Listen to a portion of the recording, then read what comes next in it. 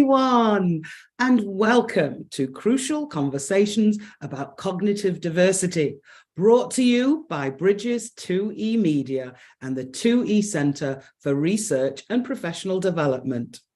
My name is Maria Kennedy, and I have the pleasure of being your host. I'm a mom, educator, and change maker who has had the pleasure of working globally with an array of different students and their families. Today, we have a unique opportunity to discover how to overcome the underachievement of the 2E person in your life.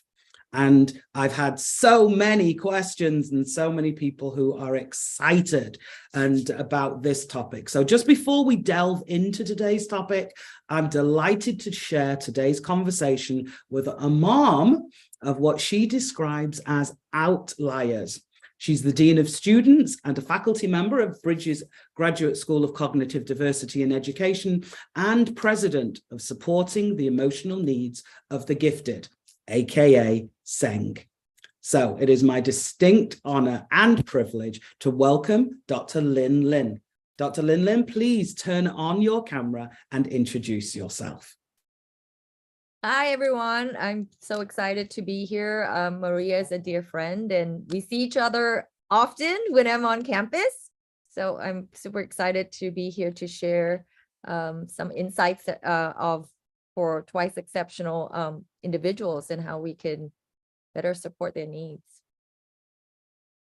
Awesome. So just a quickie. So if you have any questions for Dr. Lin Lin, you can write them into our Q&A. So that tab should appear. Write them in any time. Just remember, though, that the sooner that you submit them, the more likely we are to have time to answer them. So I'm sure you've all got plenty of questions. So feel free to listen and to type away. So Dr. Lin Lin, so you're going to tell us a little bit about who you are and what brought you to where you are now and this journey that you and your family have been going on. Yeah. So what I'm going to do is I'm going to do it slightly reverse. So I'm going to do a presentation, and through kind of like partway through there, you're going to start hearing our journey and sort of like why I'm here.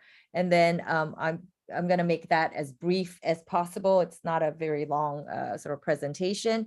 And after that, you know, the most exciting piece of it would be really to have a conversation with everybody here. So I'm going to try to set up. Technology. We love it, particularly when it works. I'm going to share my screen.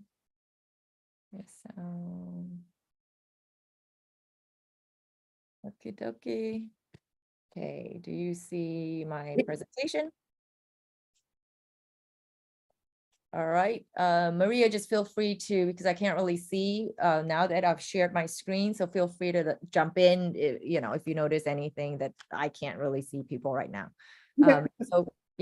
So we're gonna just jump right in and sort of a little bit out of sequence, because I would like to bring a different perspective for all our guests today, and we would like to really just have a conversation.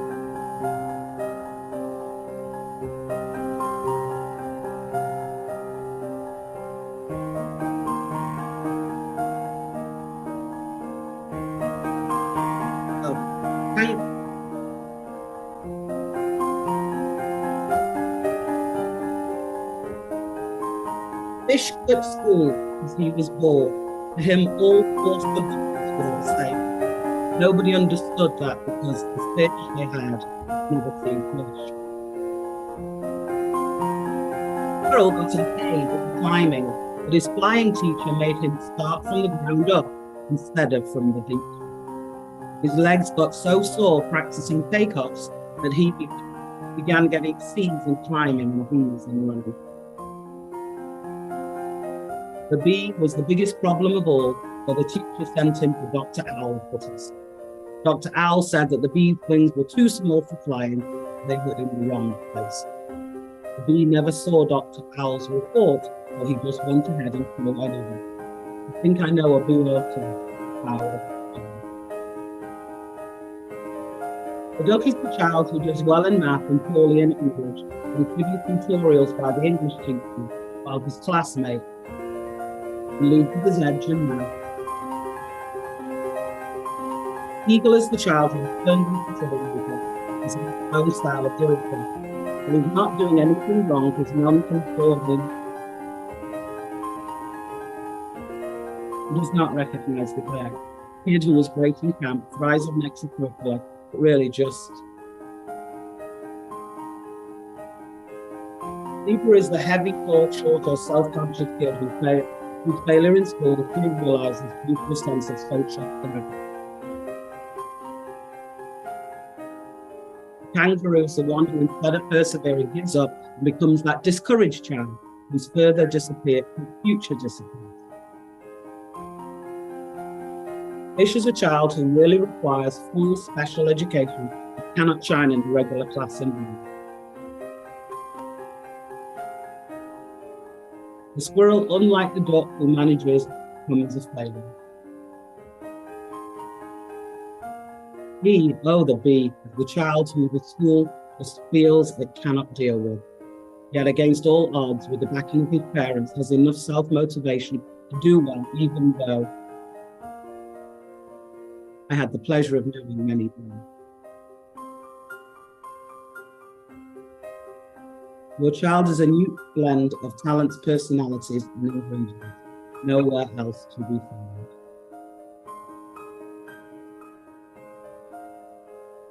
Some children are skilled intellectually, others are blessed emotionally, and many are born with creative ingenuity. Each child possesses his very own exclusive collection of things. Your child did not come with a direction booklet. Active parents are always learning, studying, and customizing the instructions for their individual talent. Each and every child is unique as his fingerprint, a sparkling diamond of unparalleled beauty. Don't let your child be a kangaroo. So visit risingsoulsmallsouls.com. So sorry, going back to that slide. This video captures in a really simplistic way human variations in how we perceive, experience, and approach different tasks. And how much more difficult is it to realize our natural variability when the variabilities lie beyond the surface? So imagine how challenging it is to recognize the bear, the eagle, the duck, or the fish when we all have the same anatomy on the outside. And what happens when we were told there is only one right way or the way to perform a task without considerations of individual variations in abilities and challenges, without careful and thoughtful considerations of the purpose of each task and how that task fits into a larger system? We can, end up losing the skills and different minds that we need as a community and world to solve local and global issues, to adapt and thrive in a world that we can't really predict until we're, right in it. Everyone has a place in our community to contribute and be of value. Our human evolutionary history has consistently and persistently diversified our biophysiology to equip humanity with a wide range of different minds for adaptation and survival purposes.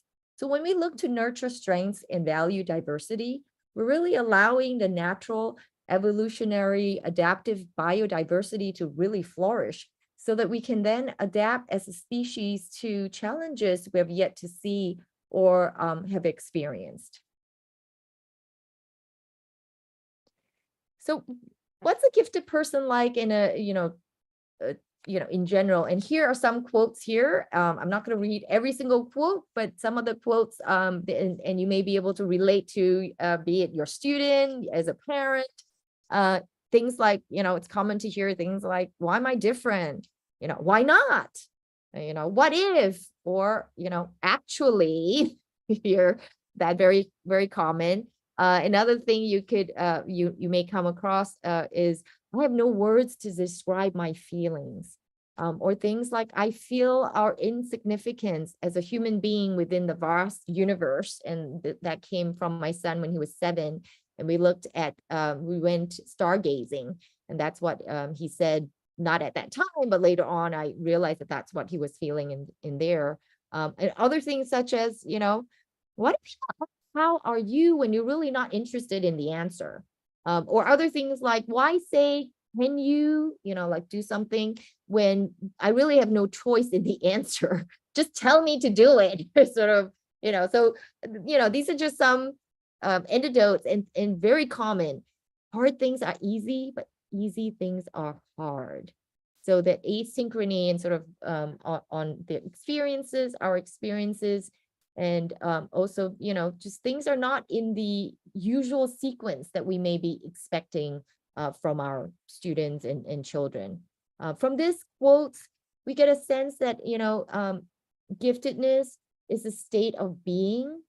How a gifted person experience our world does not equal to a quote unquote giftedness as an output type of definition, which is usually sort of achievement and eminence, because that's something we can see and, objectively or observe on the outside.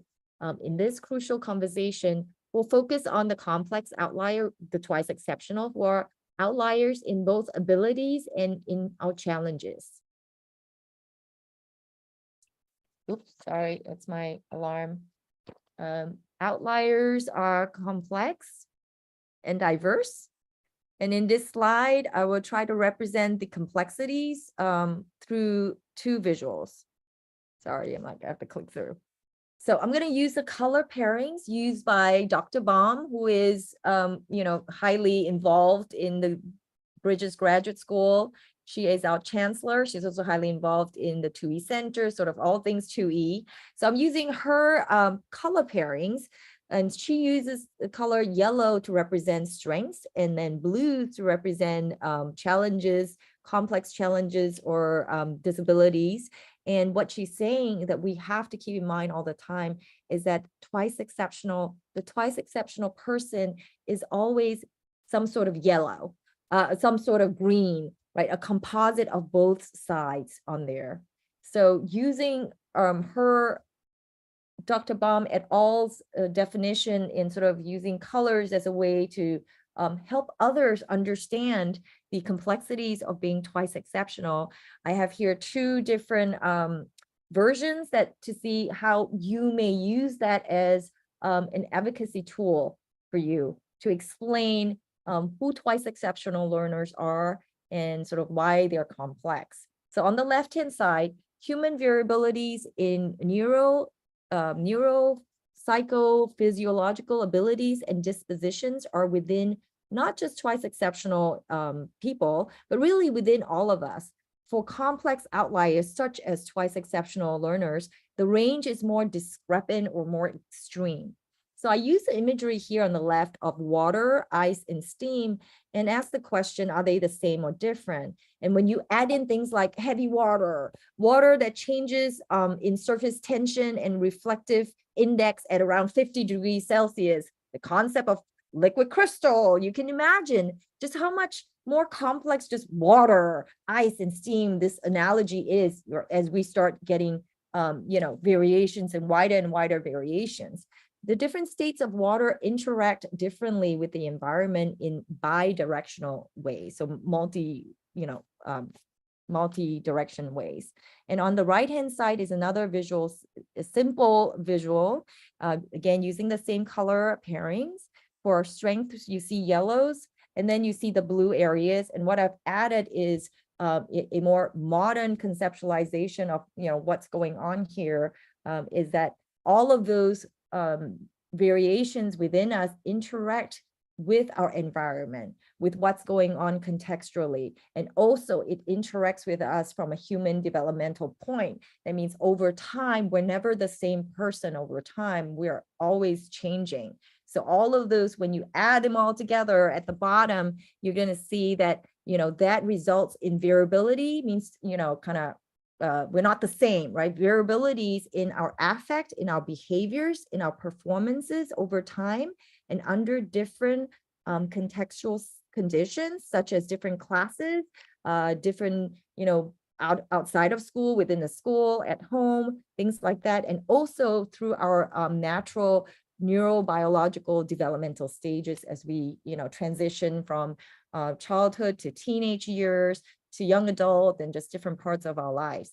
And all of these at the bottom, you can see, I've kind of demonstrated it as different shades that's always changing between the yellow, blues, greens, and magenta on there. So this slide shows how within an educational setting, how a twice exceptional learner may look like educationally and their behavior profiles. And this is through this lens of the systems perspective, which really means that we're really paying attention to the fact that our mind, brain, and body is tightly interlinked, and neuroscience, has increasingly shown evidence that that's how we are, that our mind, brain, and body are not separate, but they're really tightly linked together. And in addition, we're highly influenced by contextual, relational components, and also our internal states, right? How do we feel as a human being inside? So on the right here, I'm going to click some more. Maybe some behaviors that could be observed on the outside, on the right-hand side in twice exceptional learners. And then what happens is that on the left-hand side is a synthesized way of when you see all of these behaviors on the outside, being synthesized and applied through the NEST perspective. On the left-hand side, you could have a twice exceptional learner educationally showing kind of having gifts overshadowing the challenges. So you see this yellow where it says G gifts more than challenges. So this could be a student, a learner within an educational system presenting as a gifted child.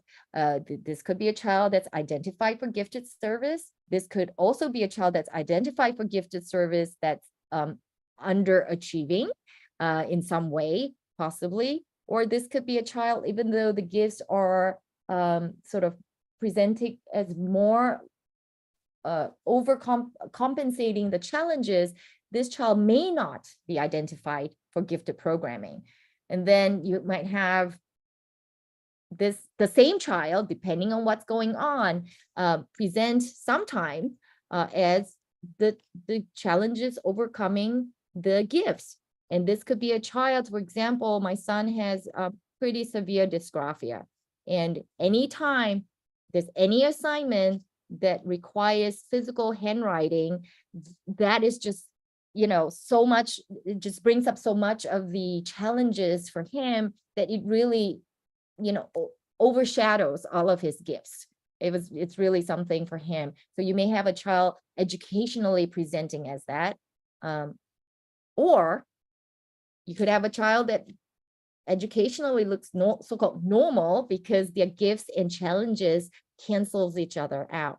What I'm trying to make a case of how complex twice exceptional learners are is that our children, this twice exceptional learner isn't always in one state or the other. You could flow in and out of the states. And that's what makes it even more kind of like perplexing, difficult, and sort of difficult to understand in whether it's an educational setting or outside.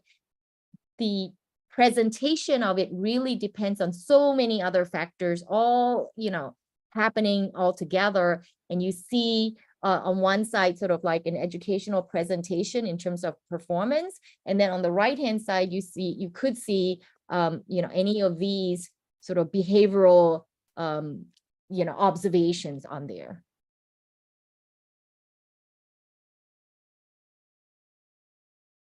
So here's a glimpse of my son reading a short excerpt for C for Curiosity. It's a visual demonstration on variabilities in how we experience our world. And that's the part, I think, that because we can't see it, it's within all of us, especially more so for neurodiverse, twice exceptional individuals. How do we know what's going on inside? We really can't, see that. And what captures each individual's attention and passions, all of those could impact and often impacts our quote unquote achievement. C is for Curiosity, a slight reading by Christian Go.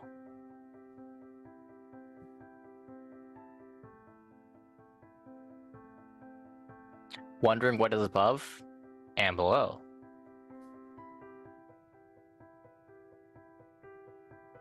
Out through the TARDIS in a blink, right next to 221B Baker Street. Wandering about, wandering in Wonderland.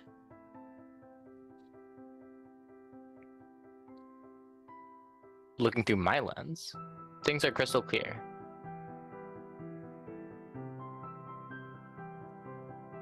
Thank you for listening. I hope this piqued your interest to read my journey. I hope you'll join me to experience the world as I see it, through my family photos. C for Curiosity is available in softcover and ebook format through Archway Publishing, Amazon, and Barnes & Noble. Please scan the QR codes on this slide. So, now I'm starting kind of reverse. So I'm going to introduce myself kind of after going over some of this stuff.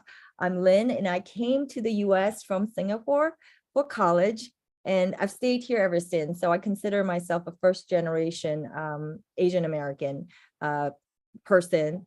And, I have two children, a 16-year-old daughter who will be a junior at college this fall. And I have he's actually almost 15. He will be 15 tomorrow.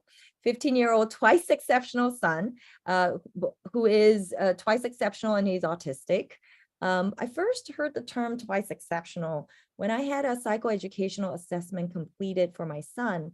And he was the child that was, I knew that since he was young, like he's the child that was bright, and yet you kind of knew that he's not going to fit in a sort of traditional standard academic setting, because his interest, he's just always been interested in sort of very different things. Like you saw from him reading his little journey, he's always looking up or down, and just not sort of where most of us would sort of look where our eye level is, but there he is, for example. He's always, whatever piques his interest seem to sort of always be something that most of us are not paying attention to necessarily on there. And then what happened with that was we were told, oh, you have a twice exceptional child because of a large discrepancy between his ability and his achievement scores, and also within his ability scores. So that was the very first time, I heard of this term, and I was like, what is that? And, I got to find out more about it. And then I found out that, well, not many people know about it. And it's through really our own struggles on, trying to advocate for him within our public school district. We had a hard time. In his case, his presentation, dominant presentation at that time, was gifted but type of child. So with that, we had a very difficult time to even have our school district want to assess him. They pretty much said, well, he's not failing. I don't see any problems. He doesn't have any behavioral sort of outside type of, he doesn't disrupt the class. He's sort of the child that would go inward. So because he does not disrupt the class, he's not failing. He'll just do his own thing when he's done. Our school is like, no, I don't see any reason. I'm sure he doesn't have any special educational needs. So after our own struggles and things like that, he was diagnosed as autistic almost at 9 years old. And I was sort of like, something was off. I just couldn't quite put my finger on it. Our pediatrician was like, no, everything's okay in terms of his, standard goals, everything seems fine. Anyway, so I kind of felt like a little bit like, was made to feel a little bit like something, maybe it's me as a parent more than, nobody else seems to notice anything. I'm the only one that's like, something is off. I'm not quite sure what it is. So anyway, sort of through that journey and really trying to advocate and understand his needs. My own background is that I have a doctorate in human development psychology. So I'm very interested in general in the interaction in who we are inside and how that interacts with with our external world in general. But I was never really interested in particular in like gifted or twice exceptional. It's more, I'm interested in attitudes in general and how that manifests with us. At that time when I got my degree, I didn't have any children. I wasn't married. I was not an area at all. But, through our own interest, I'm like, oh, this is fascinating. And it really felt compelled to really delve deep into this area from a human developmental perspective, meaning human development side, people who are interested in human development, we look at, what makes us who we are across our lifespan. So we really, time and changes over time is something we sort of pay attention to, because that's cues to, what is going on. So changes in time or consistency over time is sort of something we're more sensitive to. So as a first generation Southeast Asian American female from Singapore, I kind of, never felt like I fit in anywhere. Currently, as far as I know, I don't believe I'm twice exceptional, but I do feel like I have some, experience of what it feels like to never fit in anywhere. Because of my own sort of coming here from overseas, I never really felt like I really fit in within Singapore too, because within our educational system, it's very rigid. And for me, it's more like I always want to know, or I almost feel like it's not like I want to know. I need to know, why am I studying this? Like, what is the purpose of it? How does it fit into the larger world? Am I going to use it? Never got all those questions, but I sort of feel like, am I the one asking something like that? So I just kind of, in my case, I did well, not super well, but sort of, I was okay, so that's kind of what happened on there. So, just with this background a little bit, with my two children that are very different, what I found out is that, what seems to work, even though I would kind of consider myself, I guess by the time I had my son, who's twice exceptional, a so-called somewhat more experienced parent, because I do have an older child, but their needs are so different that whatever seems to work for one, I would not work for him. Whatever does work for him, very quickly, within 2 weeks, will not work.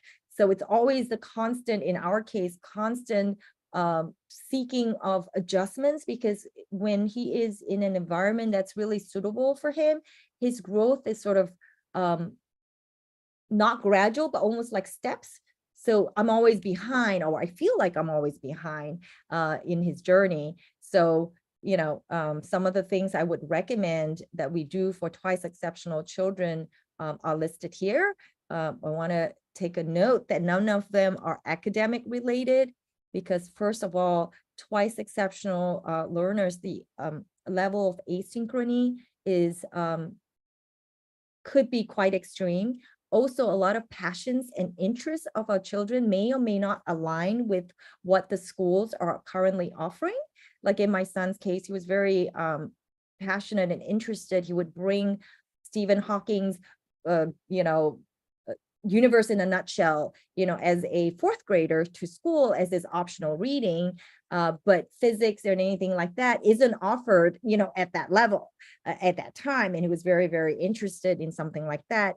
At the same time, he still has a very difficult time reciting very quickly math facts. He completely understands, the concept of math facts. He just has a very difficult time retrieving it very quickly from his brain. So any activities like that is is challenging for him, yet at the same time, he could answer just like like he's not even thinking, he could tell you like what speed this baseball that's being thrown on top of two moving cars, moving at different speeds.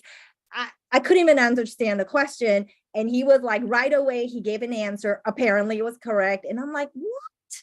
And when I asked him, like, how did you figure that answer? Because it was the correct answer. He's like, I don't know. I just know. He's like, I just know it. Like, he couldn't even explain how he knew it. Yet at the same time, you have the same child, math facts. Oh my God. It was like, he completely understands it, pulling teeth to just recite the math facts, out there. He was given the message at school at third or fourth grade, like, if you can't do something easy like that, I'm not sure, can you do higher level math? And he's always been very interested in physics. So now that he's 14, and we were able to access for him outside a mentor, he's doing all the stuff that doesn't quite align with what he's doing school level wise, because again, a lot of them hard things come easily for them, and easy things are hard. And who's to say, whose standard is it to say that tying shoelace is easy? For some of our children, for him, he still can't tie his shoelace, yet he could do things that I think are hard, like playing the violin. It's super hard. He's been playing it since he was 2.5, things like that, or like those physics problems that he just knows the answer. He can't even explain the steps. You ask him to show the steps, he would get it all wrong because he couldn't even break it down. It's almost like if you know how to walk really well, like you know how to walk, we know how to breathe. Try explaining how to breathe. It's very, very difficult because you've already sort of mastered that skill so well, like you don't even think about it anymore. So anyway, the three things I would recommend that we consider for our twice exceptional children is first and foremost the gift of time, is the asynchrony of who's to say that trying to figure out how I could put it in words. It's over time that you could see where our children are going to, because educationally, if we zoom out and look at it from a whole lifespan, the time we spend in education is but a very small portion of our life. I'm not saying it's not important, but we want to look at your child holistically, depending on your child's interest, the level, whether, there's so many reasons why it could be underachieving. Is it you're underachieving because you're too bored? You're not interested at all. Or your interest lies somewhere else, that you're really spending a lot of time outside of school to do that. And doing your schoolwork, you're just doing, whatever you're expected to do on that. There are many reasons for it, quote unquote, underachievement. Underachievement also seems to be a topic of interest within a more educational setting on there too. So, it's a very complicated topic. Even the definitions of underachievement isn't fixed. There's controversy in what do we mean by underachievement even. There are at least three major themes in terms of how researchers define underachievement on there. So, would you consider your child as underachieving when you look at your child holistically? If your child, like my child, built his own computer over summer because he wanted to do a flight simulator, he is, going to flight school on his own.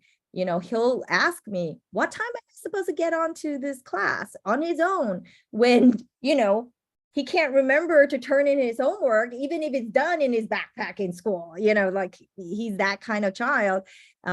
What I've noticed is anything that he's really interested in, that interest really seems to help drive a lot of the challenges and the skills that they are lacking under other circumstances. They are more able to be more organized. And sometimes even, you can't even get them off the topic, even if you wanted to. Yet at the same time, if it's something that's not of interest to them, or something that's maybe below their level, they just zone out on there. So gift of time is one recommendation. The second one is the gift of safety. Safety meaning, any and all high potential and output is not going to be sustainable over a lifetime if we don't have the sense of being safe psychologically, physically, mentally, and we're in a state of well-being. So make sure you take care of that for your twice exceptional person, that is a foundation. All the others will come, but they will, even if they are already doing, good things, if you don't have that strong foundation, it's not going to be sustainable over a lifetime. And those are very important foundations that we can do, be it as parents and educators. Sometimes we have to work, we are kind of limited by our local situation. There's only so much we can do if you're in a particular school district or conditions that, are not, there's only so much you can do when you have local restrictions, whether it's economic restriction, whether it's resources, time, just things like that. But a gift of safety, I think, is something doable for all of us, that we can make sure to provide for our twice exceptional person. And also the gift of dialogue, meaning, what does dialogue mean? Dialogue means that we communicate without a purpose as to where we're going. So we're communicating for the purpose of understanding each other. So I like to use the word dialogue to kind of differentiate, meaning sometimes we communicate because we need to get information from one person to another. Sometimes we communicate for other reasons, but when we communicate for dialogue purposes, we don't have an end goal or an ending point to go. We're really dialoguing to understand each other. And I think that's part of, the crucial conversations on neurodiversity is about, finding safe space to dialogue, to understand each other. There's no way anyone can understand what we individually would feel unless we find time to sort of really be curious about each other and go, oh, even if we look alike or we don't look alike, even if we think we are very similar, who knows, until we have the gift of dialogue to really exchange and share what's going on inside, what are we thinking on there. So I leave you with this quote, and really, then we start the really interesting pieces of this conversation would be, a quote from The Boy, the Mole, the Fox, and the Horse. What is your best discovery? Asked the mole. And he said, that I'm enough as I am. So that's something, we want to keep in mind, that all of us are enough as we are on there. So I'm going to stop share. That's awesome. Thank you so much, Dr. Lim. There's lots of people saying in the chat just how much they relate to your story and how important it is. So kicking off with some questions, I know you mentioned those differences in different LEAs and educational environments, but one of our participants asked, she said that she's having difficulty with her son's district providing enrichment for her 5th grade boy. He has dyslexia and dysgraphia and has underachieved his whole academic career, but has been at grade level each year. So it's definitely that understanding of the definition of underachievement. It wasn't until we pushed for testing due to a mismatch in performance versus effort that his SLD was found.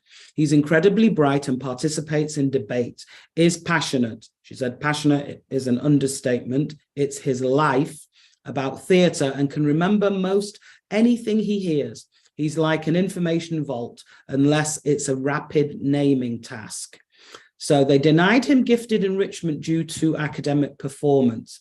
His verbal comprehension is high, but everything else is impacted by his disability. So how is there enrichment out there that she can insist on, or does she have to go find it elsewhere? What can she do? So I think, Maria, we talked about this before in other conversations, that every school district, they have different definitions of inclusion criteria for the gifted programming. So if you're in a district where, the gifted inclusion criteria are sort of like, you need to be across the board in terms of an output. If that's not a good match to you,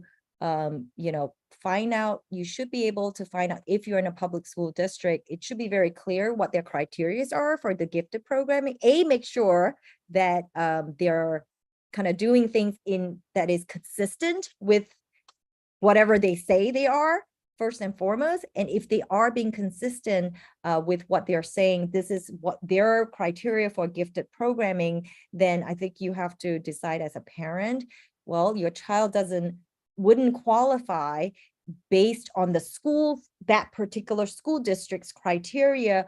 What are your options?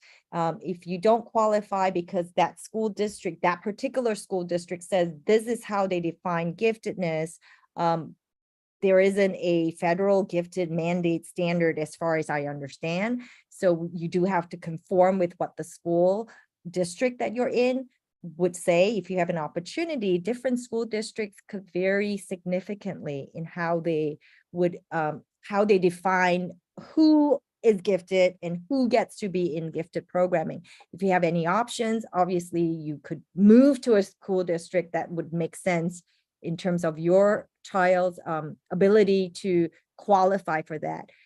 If you take a more holistic view and zoom out a little bit, especially from what you're saying, if your child has passions and interests that doesn't quite fit the regular school curriculum, then enrichment outside on your own, if you're able to provide that, is a way to kind of balance, what we want to try to strive towards is find opportunities for our twice exceptional children to find and taste success, that they are successful in something. It doesn't have to be successful in everything, but I think that taste of success in something that they're good at and passionate at is going to help sustain them to be in a safe state, whereby once we're out of this kind of school setting, we have a lot more freedom to sort of engage and really nurture our strengths on there. So that. Thank you. Okay, so another question again. So, I mean, obviously the public education system is a bugbear for us all. However, this guest says, how do I advocate for my kindergarten son who is autistic and far above grade level in math? He is in public education and I can't afford private school. So one thing I would put in the chat is there is an organization called COPA, COPAA.org. That is the Council of Professional and Parent Advocates. That is a nationwide organization, and a lot of advocates on there are personally impacted by what's going on. So that is a resource that you can look in to find and connect with a COPA advocate on there. They are well versed in the special educational laws on there to see if there's some way through the special educational laws to also, because again, there isn't any gifted mandate as far as we know, sort of, through the IEP process. If that's a qualification, then you could get gifted services on there, because they are supposed to, think of the child holistically on there. So that could be, maybe start there. Also join any of your state level gifted groups, whether it's unofficial on Facebook or depending on what state you're in, you may have your state gifted organization on there. And they are, I don't know if it's nationwide or not. There is a group called SAGE, which is the a group that is for gifted and special education group out there, but I'm not familiar enough to know if it's nationwide or not. So start joining all of these groups, and also try to reach out to other families that are in similar situation. It just takes two to form a group. So you could help support each other too and share resources. As you kind of become more experienced, you could share kind of like all the, all the do not do this or do this within your local context. I think what makes it complicated is that every state, every school district is so different within the public school setting, and that makes it even more complicated. Definitely, most definitely. Thank you so much. So the next question, how do we get started with a teen who doesn't want to accept help? This comes up time and time again and just wants to be normal. There is no patience for suggestions or to give an intervention time to work. So yeah, so that one I'll share our personal story. My son is the type of child, he just wants to fit in. Mm-hmm. And so it's not so much about him, but more like he's aware enough that he doesn't want to stick out within a group. And that, think of, if we try to think positively on that, that's very socially astute, because if you stick out in general, you could be subject for bullying or anything like that. So there are kind of advantages and disadvantages of sort of so-called being yourself or whatever it is on there. The way we did it was that we manipulated the environment. So if he's in a group where the whole group is sort of more elevated academically, he'll make sure he's in the middle somewhere. And then when he's whatever it is, that's what, in our case, that's what happened. So we ended up sort of using sort of a more indirect way, instead of, especially if you have teens, right? Whatever you tell them, it's like a no. So we ended up, putting him based on his interests with a group that was, more whether it's more intellectually compatible or anything like that. And then voila, he's in the middle of the pack. So anyway, that's something we did. I don't know if that would be helpful for you or not, but sort of think of other ways to try to, instead of talking directly, that's not working at this point. Perhaps he has a really good friend, maybe that if maybe hearing it from somebody else might help a little bit more than hearing it from you. But if you know that there's great resistance, all we know is that you got to try something different. Doing the same thing's not going to work. Patience too, for sure. Oh, yes. Patience. Blessing. Blessing. Oh, yes. We need lots of patience. A gift of time for ourselves, and not just for our twice exceptional person, gift of time for ourselves too. Some things just takes time too. That is so important. Thank you so much, Dr. Linlin. We as parents are so anxious often to ensure that our babies have everything that they could possibly need, that we forget to give ourselves time, and we think that we should be doing more because our child should be at this level or should be quite perfect. And maybe if we take a deep breath and, like you say, step back out and look at that holistic picture and recognize that, hey, they're going to be okay. It's just going to take a little bit longer. And so long as I continue to be that supportive, safe space for them always, then we will get there. I love when former students come back and share what they're doing, because that, again, is testimony to the fact that they will get there in time. Another one for teens, how do you support high school teens, 11th grade, when they excel in their interests and passions, yet these are not related to school, meaning that cognitively they are gifted and strong, yet their college options become lower because they don't do school well? The emotional impact of seeing peers able to apply to schools because of their higher GPA is challenging.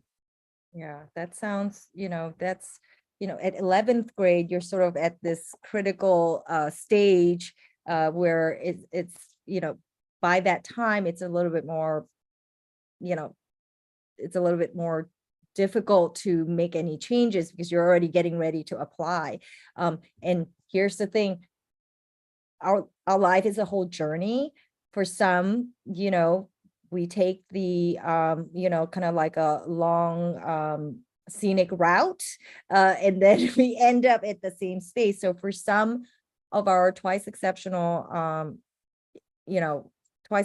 people, they may or may not be ready yet for college at that age. If you think about it, there is no rush to kind of go through the whole process when maybe there's so many other things that's going on, especially if they have a lot of interest that's outside of the school on there. So again, we don't all have to take the same journey at the same time, because we all have different, our human development stages and timing is different for each one of us, especially the twice exceptional. We know from brain science, for example, that executive functioning in general, on average, matures in your mid-20s. That's for in general. For many of our twice exceptional individuals, the executive functioning pieces are sort of behind, lagging behind. That means the executive functioning pieces and all these organizational pieces of it may not fully mature from a kind of neurobiological perspective till like their 30s. So a lot of these kind of over time, the discrepancies seem to kind of even out somewhat as our brains and our bodies start maturing. You're going to see a little bit less discrepancy, but until then, that all those asynchrony and discrepancies will impact our lives on there.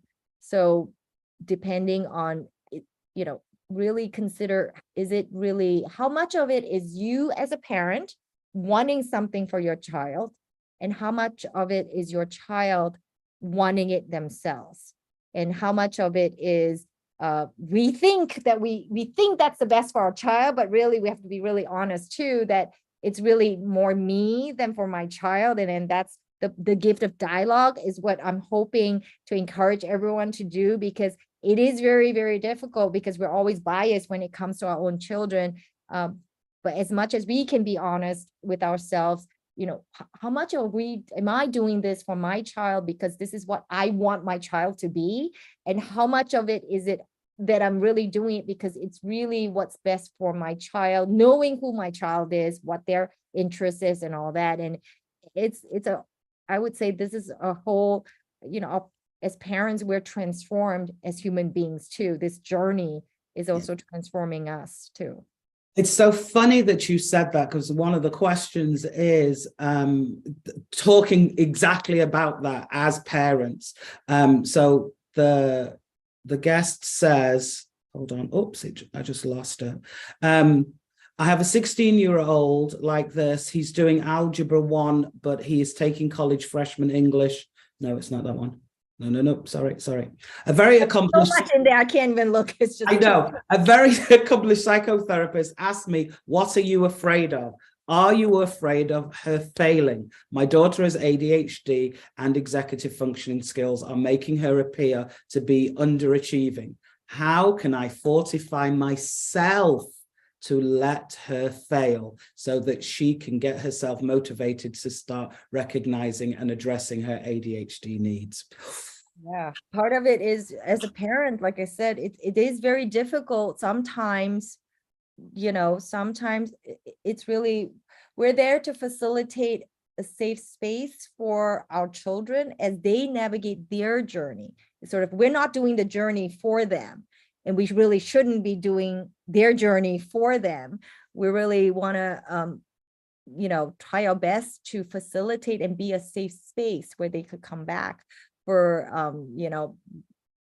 my son is the type that he needs to go through the journey himself for him to then kind of see what happens. So sometimes when I what I do is just give the advice, but without the expectation that it needs to be followed. It's more like, this is, I'm giving you, because I'm older, I'm just giving you my opinion, but it's really up to you. You need to take that responsibility on there to decide what you want to do on there. And it's difficult because I come from an Asian background. It's, my parenting is quite different, I would say, from more traditional Asian families and expectations. I have told people, like, we're thinking maybe, to take a gap year, and see what happens, do a project. And a lot of my friends are like, what? Like, this is like the worst thing they've ever heard. And I said, I don't know, because it's really his journey. And, we've had conversations on what is the purpose of going to college. Why are we going to college? I mean, he wonders, like, why am I going to college? I'm like, well, I believe you're going to college because then you can find a job. Then he said, so if I am able to somehow support myself and make a living, then I don't need to go to college. There's that giftedness, kind of talking. And I said, you know what? I think that's fair. If you could find a way to do that, then, college would be, you would be going to college for other reasons other than what we talked about. So having those conversations it's sort of interesting. It gives me an insight as to what he's thinking in his mind. So for him, he needs to know when he's doing something, why am I doing it? What is the purpose? Does it make sense or not for him? I get a lot more buy-in if I spend all that extra time, and it's a lot of extra time talking about all the why you need to do it. Not like peace, instead of saying you just do it because I'm your parent. So it's been interesting, and I've had to, I'm much better at, this is the process he needs to go to so that we can come to maybe some sort of middle ground. And things are going a lot better if I'm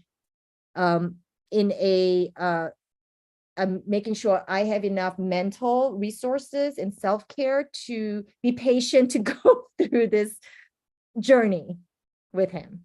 Awesome. And like you say, the chat's blowing up, the Q&A is blowing up, and we are literally out of time. I don't know where the time flew. So I guess we need to give ourselves the gift of time.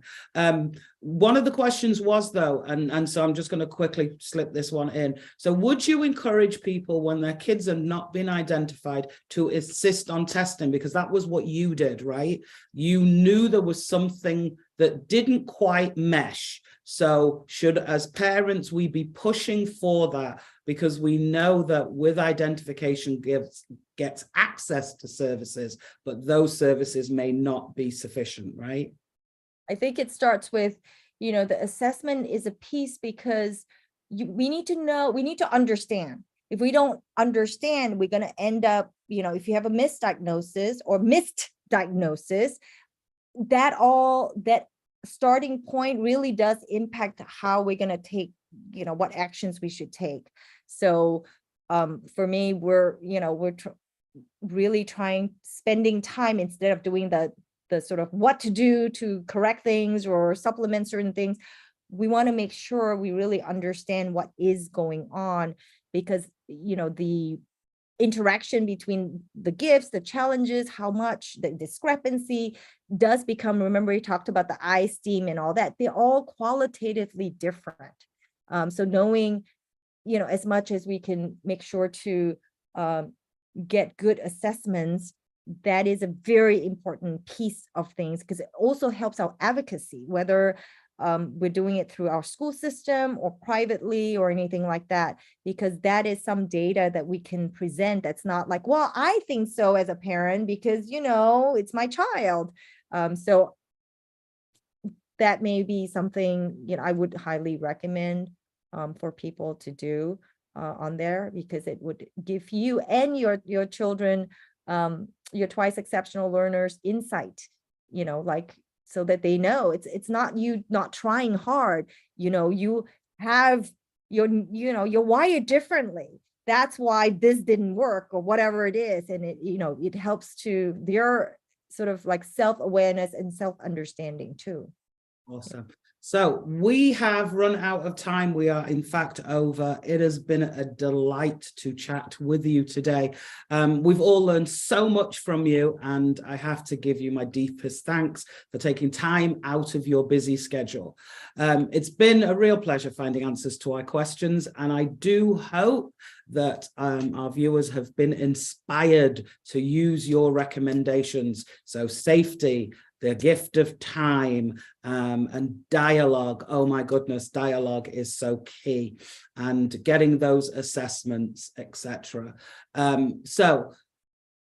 Viewers, if you have been impacted by today's conversation, if you've learned something and you would like to share it with us, please email us. My email is crucialconversations@2ecenter.org. We could talk all day with you, Dr. Linlin, but I know that you have things to do, and our time is up. If you have other questions, so hopefully, Dr. Linlin, you won't mind, maybe people can email us some questions, and maybe we'll do a little segment, you and I, where you just answer those people's questions and we can post it for people to check. I know, yeah, Maria and I, we could just talk for days.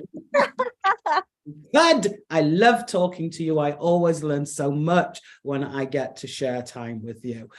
So I also just want to say a special thank you to John, who is working tirelessly behind the scenes. I have to thank him all the time for his hard work, his expertise, his patience, and his dedication. Why he puts up with me, I don't know, but I really am grateful that he does, because I mess things up. It's the red bus behind you. That's the magic. The yeah. double-decker bus. He is awesome, and I'm so grateful for him and the rest of the team. So next month, gosh, we're almost at the end of January, but next month we'll be meeting on February the 15th. My guest expert will be Dr. Tatiana Cura.